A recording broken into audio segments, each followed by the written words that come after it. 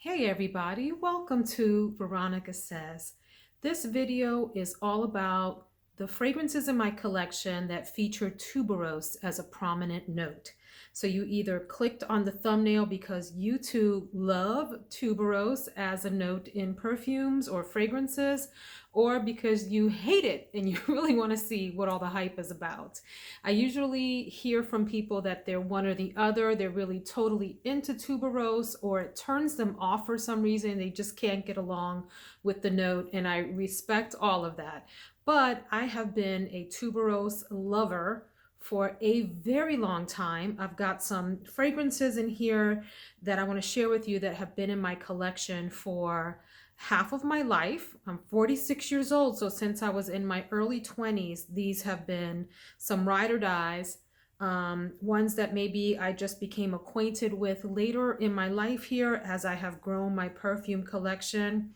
But these are some fabulous ones. I think I have 14 or 15. The number's not important. What is important is that I'm not going to be sharing with you the other notes in the fragrance. I'm just going to tell you some general impressions about the fragrance and what I like about it. And I welcome you, if you have any questions about these perfumes, to drop them in the comments. I'm more than happy to answer any specific questions you may have about whether it's appropriate, like for a certain age group or occasion or kind of personality or whatever. This is exciting for me because it's one of my very favorite notes in fragrances. So on the thumbnail, I shared some images of what tuberose looks like. I wanted to read to you just a quick little bit about it before we jump into the fragrances. It's considered a sweet and floral, fragrant flower. The floral is redundant, but I'm reading from good old Google University over here. It's sweet and it's fragrant. And sometimes it can be soft or it can be super strong, loud, and center stage in an obnoxious way. So there's lots of different ways to play tuberose in a fragrance. It's known as one of the most fragrant flowers grown in the whole world. It produces clusters of stunning, large, white, pure white, exceptionally strong and enticing fragrant blooms on stalks that can reach 4 feet in height.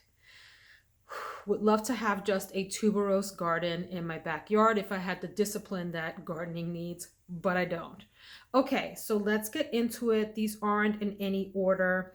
I'm going to start with several that are a little bit softer in my collection, and these two come up as twins in the description here. Sorry, I had a little disruption. But these two are McQueen Eau de Parfum, Alexander McQueen. Look at that bottle. Just look at it. And McQueen Eau Blanche. Also, obviously, from Alexander McQueen. You can think of this one as like the shy, more refined, quieter little sister of this McQueen. They both have tuberose as a prominent note in the composition. Gorgeous bottles. I think I wore this as a fragrance of the day recently, like over the past few months. This is an elegant, refined, soft, creamy tuberose. Really great for office environments, for affairs where you want to be a little bit more formal, like bridal showers, baby showers, anywhere where you're going to be like with family members and you want to wear something nice but not offensive and you like tuberose, this is a great option. If you want to go for something even softer because you're not into perfumes that have a lot of presence, you just want something a little bit like something pretty that's a little softer for you, this might be a good one too. The Eau Blanche version. Yeah, it's just so pretty, very springy to me. Soft tuberose. So that's McQueen Eau Blanche and then the regular McQueen Eau de Parfum from Alexander McQueen. Excellent, gorgeous bottles, really high quality fragrances in my opinion. These play like niche fragrances. I hate to say that. I really do hate when people say that. In fact, I'm not even sure why I said it. But for those of you that think that means something, there you go. What I mean by that is these are very well blended, lovely compositions that smell super expensive. So let's just take the word niche out of that because I think that that phrasing gets overplayed, but you know what I mean. Shall we move on? Okay, let's then go to some that are celebrity fragrances that people might not think of as elegant, refined fragrances, but I do. Maybe not quite as smooth as those McQueen's, but this one is Kim Kardashian's fragrance that has tuberose in it. I think it's just called Kim or Kim Kardashian, but it looks like that. And it is heavy, heavy on the tuberose. This one is a little bit more on the like sexy side, the grown and sexy kind of thing. Some say that it smells cheap. Honestly, I think that people, when they see that it's celebrity fragrance, they automatically make that association in their head. So it really doesn't matter what it smells like. They're going to tell you, oh, it's cheap because it's Kim Kardashian or whatever. But this one here, super inexpensive.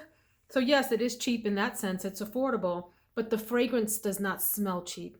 It doesn't have smell like heavily, alcohol at the top. It gets right into, yeah, you get a little bit of alcohol, but it gets right into this deep tuberose fragrance that also has a lot of other florals. It's a clean floral fragrance, but also has some depth. And I think this is sexy. This is a great nighttime fragrance. I do also like this bottle sitting among my other black bottles. Kim Kardashian. Now, one that is getting really difficult to find, and therefore the price on it has gone up compared to when it first came out, is the gorgeous Truth or Dare from Madonna. Truth or Dare. This is what the bottle looks like. Really interesting bottle. This is a loud in-your-face tuberose. If you don't like tuberose, if you're on the fence, this is not one to start off with. This is not like a gateway tuberose at all.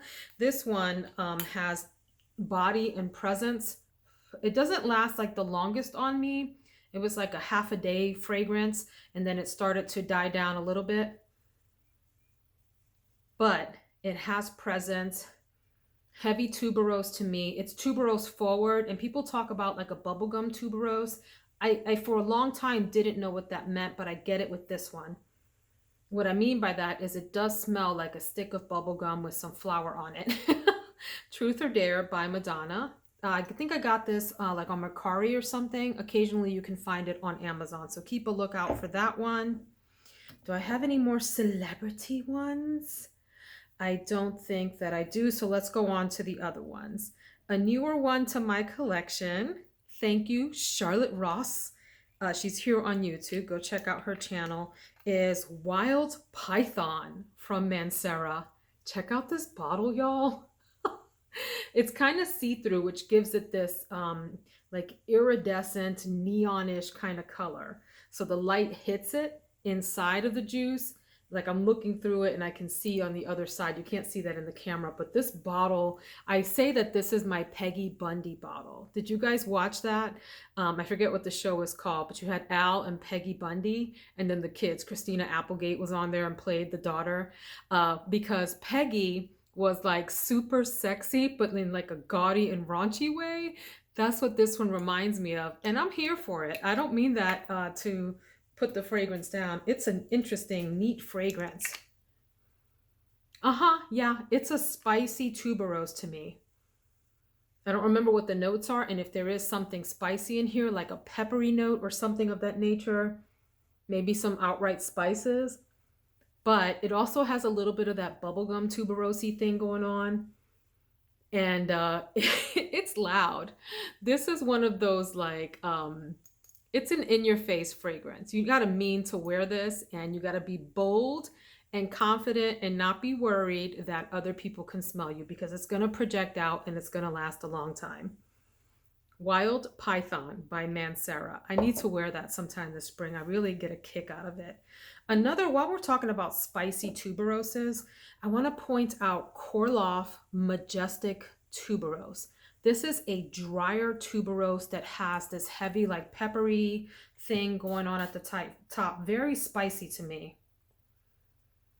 Yeah, it comes across even like a little bit of like, imagine like salty Play-Doh at the top with that tuberose. It's a little bit of a softer tuberose as well. It's not nearly as loud as Wild Python. Like this one, this is all up in your face, rude, obnoxious, screaming. unapologetically. This one has a little bit of manners, okay? And it does have a really dry, peppery thing going on with it. Lovely. Majestic Tuberose Korloff. Super affordable, by the way. I think I got this on Fragrance Net for under $30. Excellent buy. Okay. One that I should reach for more. It's a subtle tuberose in this because it's surrounded by some other pretty notes. I think it's got almond, and I think it's got coconut and some others in there that soften this up. And I really, really hate the labeling on this. It's Serge Lutens Datura Noir. I have the newer label. I really need to get the bottle with the older label because I understand it's a nicer formulation. This here though, I don't have the older one to compare it to, so I can't comment on that. So pretty. Really soft, really elegant, really refined, really creamy. Also has a little bit of like Play-Doh thing going on. Soft. And I love that the nutty accord in here surrounds the tuberose and doesn't let it get too loud. Okay. So that's Detour Noir, a little bit more demure of a fragrance than the others that I'm talking about here today. Okay, these other ones that I'm getting into are ones that I would consider very, well, let me talk about this one. Sorry, before I go on.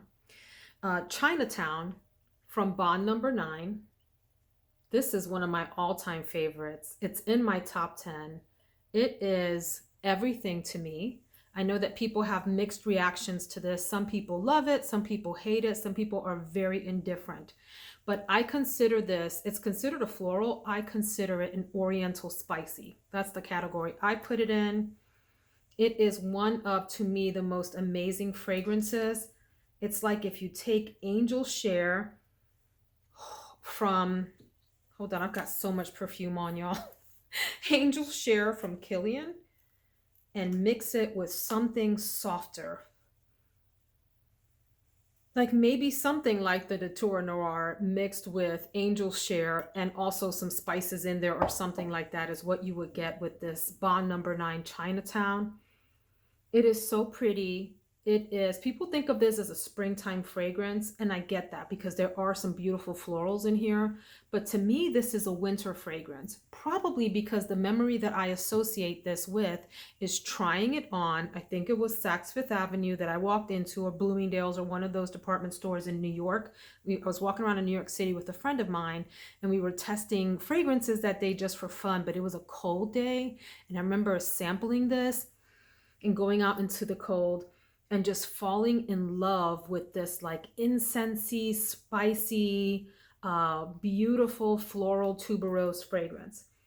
Love this. This is one of my faves. You can't tell me anything about this. This is like cinnamon gum a little bit. It has that like that after smell, if you will, of cinnamon gum combined with Angel Share and maybe something a little softer like the Detour Noir.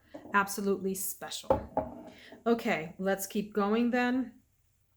Next is La Interdite by Givenchy. Givenchy. What did I say? Givenchy. Givenchy. I'm renaming companies. La Interdite. This is the intense version. Divine. Divine, divine, divine. It has tuberose in it in the middle especially. It also has a sesame note, which makes it super interesting. Not to mention that this bottle is beautiful. This is sexy. This is elegant. This is a woman or a man or whoever wears this that has a lot of personality. It's a bold fragrance, but with very soft edges. This suit does not have shoulder pads, okay? It's tailored, but it has soft, round edges. Really pretty. La Interdite by Givenchy. Not Givenchy. I don't know where the heck I got that from. Next is another one that has become a new love of mine, and it is Ralph Lauren Woman Intense, the intense version. The regular woman version is very nice also, but this intense version is divine. It is just a burst of femininity in a bottle. I'm running out of spaces to spray these little perfumes, y'all. Whew. It's round, it's rich, it's complex, it's mysterious, it's elegant. This could be a wonderful evening fragrance too. I love this so much. Really beautiful, has tuberose in it. Okay, now we're getting down to some of the really heavy tuberose fragrances. The one of these last four that I'm having the hardest time with is this one from Estee Lauder's private collection, it's called, and it's a tuberose gardenia mix. Now, my husband loves this, and this household loves this in general. Like when I wear this, people think I smell good, but it's one of those fragrances when I stick my nose right up in it, I have a hard time with it. So maybe it's better in the air. And I know what it is. At the top, I get this really plasticky, synthetic kind of note that I have a hard time with, and it stays there. It's almost like a pepper that's also like mixed with plastic. It's a plastic note, and that's what bothers me. But other people don't get that on me. They get this beautiful, elegant floral fragrance, like a wedding scent, a summertime garden scent. Very elegant and feminine, and it plays well in the air. It's just that note that I have a problem with, but this is a very tuberose forward fragrance. Now, these last three are complete loves of mine and have been for a long time. You've got Michael Kors. Now, I recently learned that this version, this reformulated version, is a little bit different than the original just Michael that came out way back when, about 20 or so years ago, maybe more than that, 23 years ago or something like that. Doesn't matter. This is still a powerhouse beast mode fragrance. Don't love the bottle so much. Like, what an awkward, goofy looking bottle. But this one here, I find such a gorgeous, really, it's elegant to me, but it's also just a powerhouse of a fragrance. It has a lot of presence. It's like the more refined older sister who also has a lot of personality of the wild python.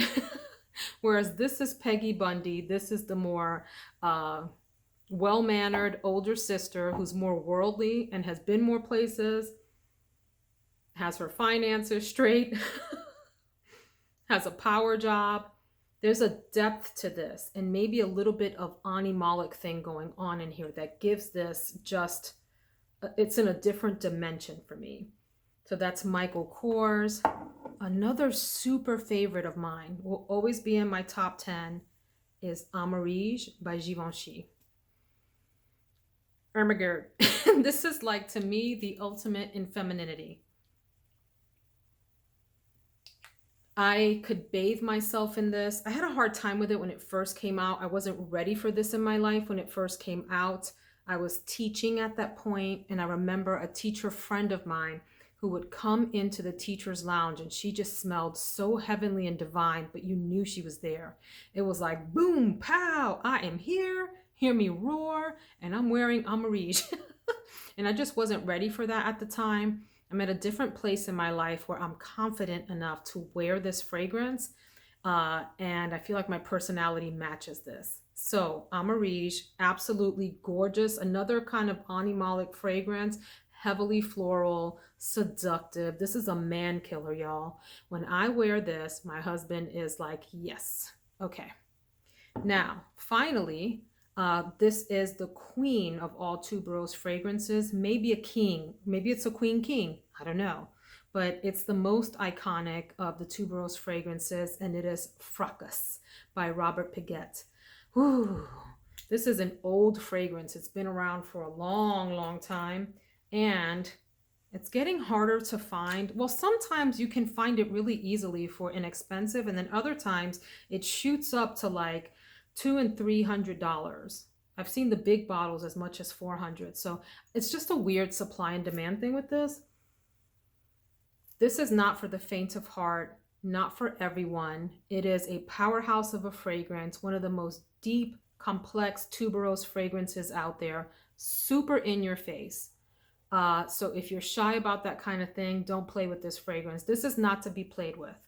This is a fragrance that comes to mean, it means business. It comes to make its presence known. It is unapologetic. It takes up space in the room. It's buttery and deep. almost to the point of smelling like rotten butter. Like it's like that extreme, but it doesn't go there. It is just a heavy, deep, fragrant, full, open, honest, transparent floral. Oh, beautiful, beautiful, beautiful.